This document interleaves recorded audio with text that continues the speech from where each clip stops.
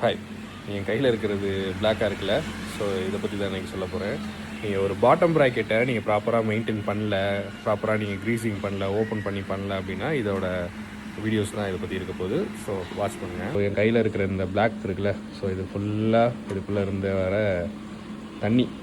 So இப்போ மலையில் ஓட்டுறீங்க அப்படின்னா ஸோ இங்கே போகிற தண்ணி, இந்த டாப் டியூப்பில் சீட்டில் இறங்குற தண்ணி எல்லாமே இங்கே தான் செடிமெண்ட் ஆகும், செட்டில் ஆகும்.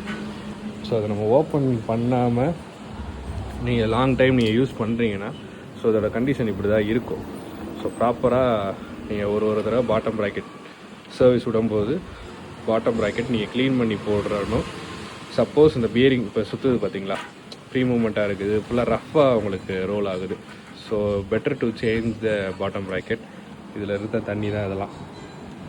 ஸோ மக்களே, நீங்களும் ஒரு கேட்டிஜ் டைப் பாட்டம் ப்ராக்கெட் வச்சுருந்த ஒரு சைக்கிள் யூஸ் பண்ணிருக்கீங்கன்னா ப்ராப்பராக க்ரீஸ் பண்ணுங்கள், ஓப்பன் பண்ணி.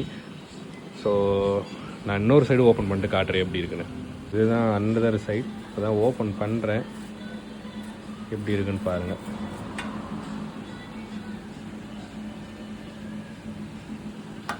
ஸோ ப்ராப்பராக மெயின்டைன் பண்ணுங்கள்.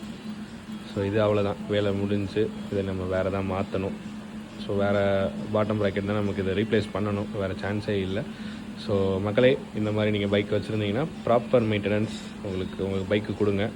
ஸோ அப்போ தான் உங்களோட பைக் ஸ்மூத்தாக இருக்கும். பெடலிங் தான் உங்களுக்கு மெயின் ஃபேக்டரே. ஸோ அதை பார்த்துக்கோங்க.